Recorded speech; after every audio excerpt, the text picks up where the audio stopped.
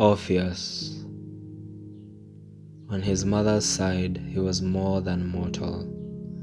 He was the son of one of the Muses and a Thracian prince. His mother gave him the gift of music, and Thrace, where he grew up, fostered it. The Thracians were the most musical of the peoples of Greece, but Orpheus had no rival there or anywhere except the gods alone. There was no limit to his power when he played and sang. No one and nothing could resist him. In the deep, still woods upon the Thracian mountains, Orpheus with his singing lyre led the trees, led the wild beasts of the wilderness. Everything animate and inanimate followed him. He moved the rocks on the hillside and turned the courses of the rivers. When he first met and how he wooed the maiden he loved, Eurydice, we are not told, but it is clear that no maiden he wanted could have ever resisted the power of his song. They were married, but their joy was brief. Directly after the wedding, as the bride walked in a meadow with her bridesmaids, a viper stung her, and she died. Orpheus' grief was overwhelming. He could not endure it. He determined to go down to the world of the dead and try to bring Eurydice back. He said to himself, "With my song, I will charm Demeter's daughter.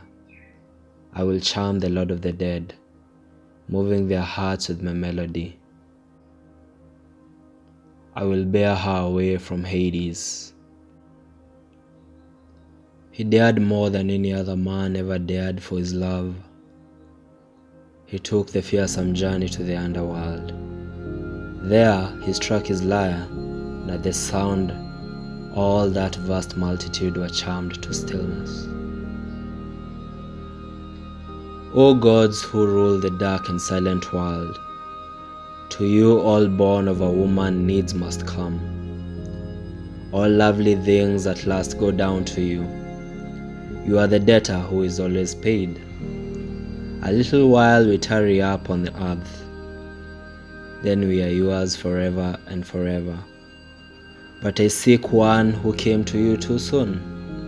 The bud was plucked before the flower bloomed. I tried to bear my loss, I could not bear it.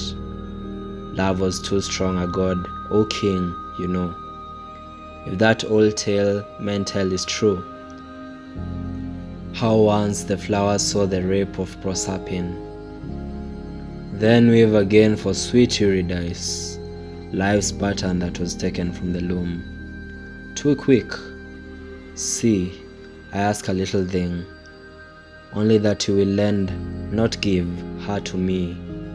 She shall be yours when her year's span is full. No one under the spell of his voice could refuse him anything. He drew iron tears down Pluto's cheek and made hell grant what love did seek.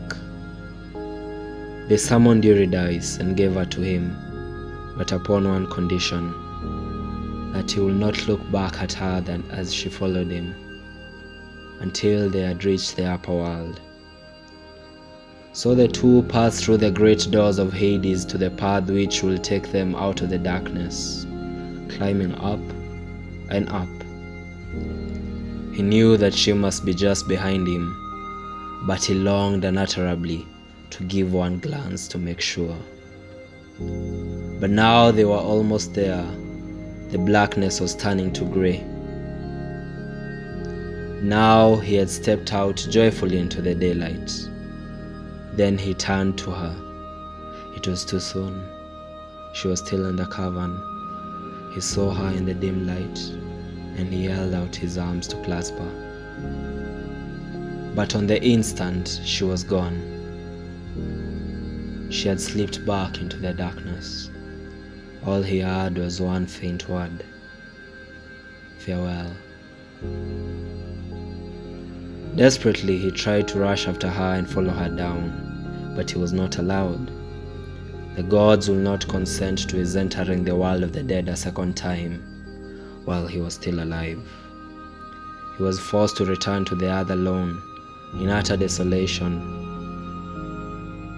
Then he forsook the company of men. He wandered through the wild solitudes of Thrace, comfortless except for his lyre, playing, always playing, and the rocks and the rivers and the trees heard him gladly, his only companions. But at last a band of Maenades came upon him. They slew the gentle musician, tearing him limb from limb, borne along past the river's mouth onto the Lesbian shore. Nor had it suffered any change from the sea when the Muses found it and buried it in the sanctuary of the land.